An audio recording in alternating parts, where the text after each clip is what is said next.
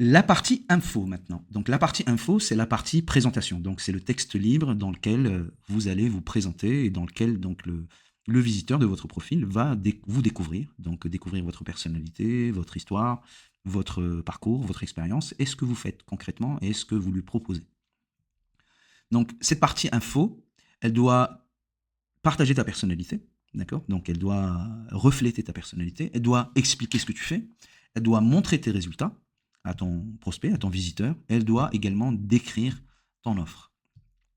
Et donc tu remarqueras que dans cette partie info, c'est un peu structuré comme un post LinkedIn, hein, d'accord? Vous avez donc une accroche, tu vas avoir une accroche sur 4 lignes avant le fameux voir plus ici.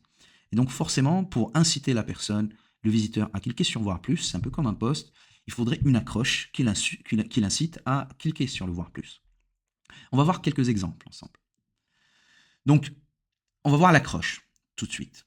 Ici, j'ai pris un exemple donc d'une accroche. Je crée du contenu pour les indépendants, recruteurs et entreprises pour attirer et convertir leurs clients. J'ai 3 offres qui peuvent t'intéresser. Donc ici, pour amener le visiteur à cliquer, on a créé une sorte de boucle de curiosité, ce qu'on appelle en anglais une curiosity loop.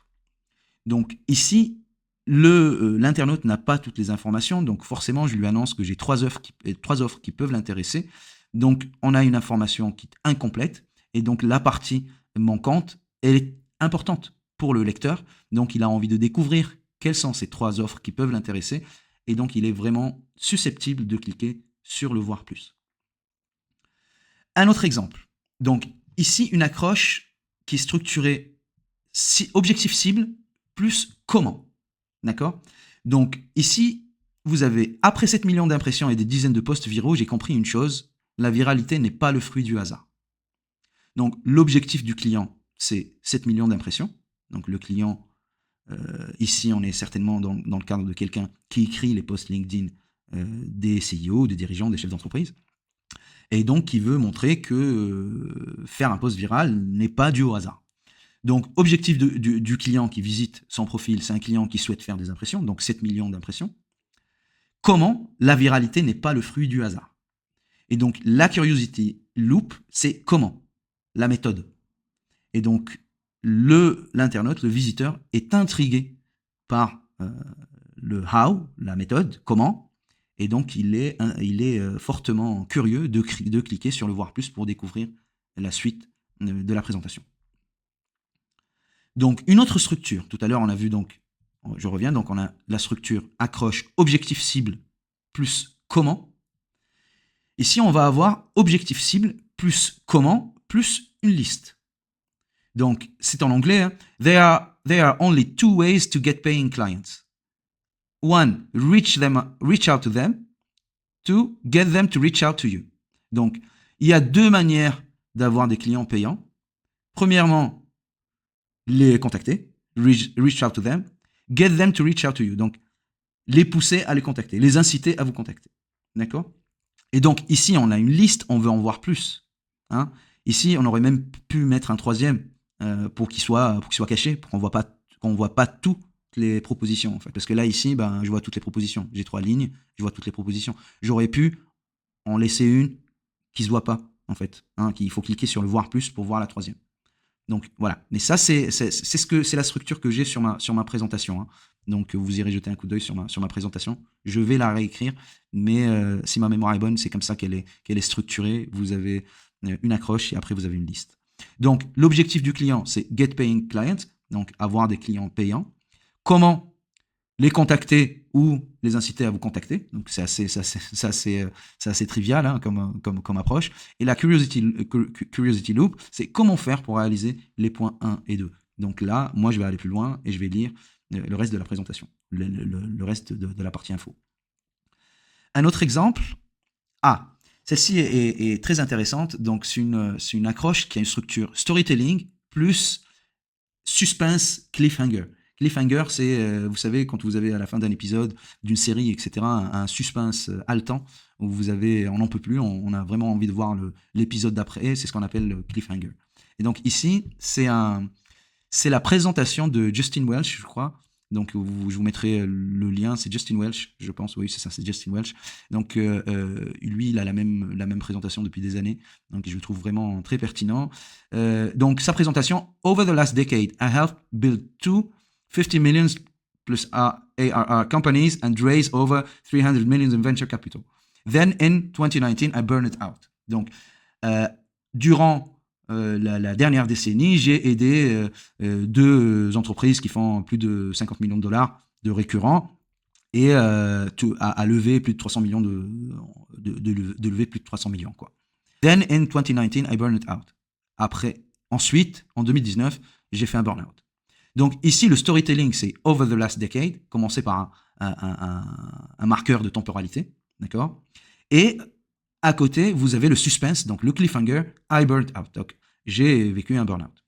La curiosity loop, c'est que s'est-il passé après le burn-out? Donc, et ici, là où il est très intelligent aussi, Justin Welch, c'est qu'il met aussi un élément, une preuve sociale, donc une preuve, un élément de réassurance. Donc, il a travaillé avec des entreprises qui génèrent plus de 50 millions plus de 50 millions de chiffre d'affaires. D'accord? Donc, ça, c'est concernant les accroches. Maintenant, comment se passe la structure? Donc, comment on structure cette partie info? Donc, ici, je vous ai mis 2 exemples. Donc, vous avez la structure en quoi, qui, comment, et vous avez enfin les call to action, donc dans la dernière partie. Donc, sur cet exemple, vous avez tout d'abord la partie en orange, vous avez la proposition de valeur. Ensuite, vous avez les fonctionnalités, donc comment ça marche. Vous avez aussi la preuve sociale, où on met des chiffres. D'accord, ici, 100 CEO accompagnés dans l'élaboration de leur stratégie de contenu, dans les actions, etc. Plus de 20 secteurs différents, food tech, agritech, immobilier, etc., etc. Donc ici, ce sont des éléments chiffrés qui vont constituer la preuve sociale. Et puis sur la dernière partie, donc vous avez à la fois l'objectif client et vous avez également le call to action. Donc qu'est-ce que je souhaite que le visiteur fasse quand il visite mon profil LinkedIn. Donc, pour avoir un autre exemple, ici, donc pareil, hein, c'est une autre version du quoi, qui, comment et le CTA à la fin. Donc, vous avez la proposition de valeur, l'offre, je vous laisserai regarder et adapter en fonction de votre propre activité. Et on verra après comment on peut rédiger cette partie-là également sur ChatGPT.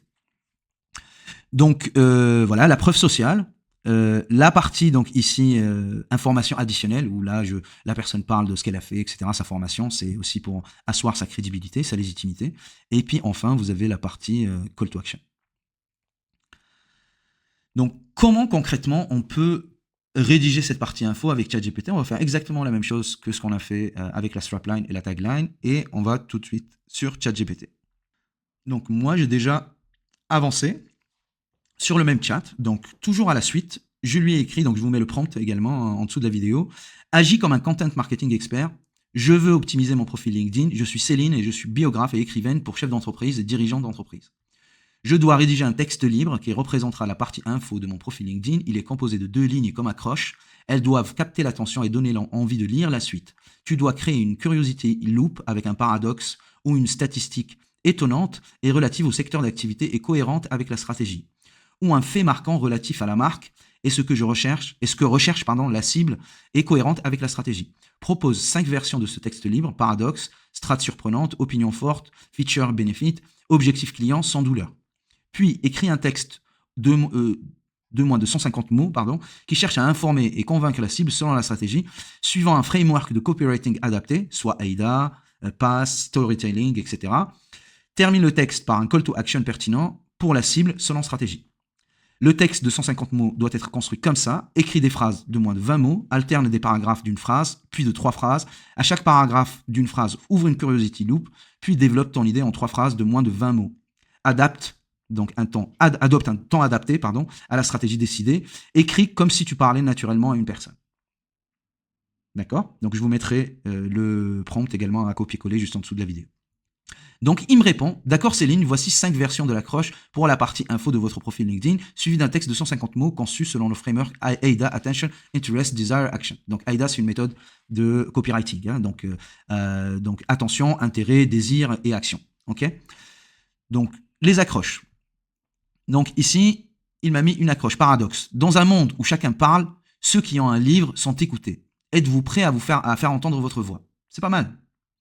Ici, il utilise une statistique surprenante. 85% des leaders pensent avoir une histoire à partager, mais seulement 10% l'ont écrite. Et vous? Une opinion forte. Un leader sans livre est un expert invisible. Publiez le vôtre et montrez votre expertise. Ça demande à être retravaillé, mais c'est une bonne base. Donc maintenant, il me propose une feature benefit, donc fonctionnalité bénéfice.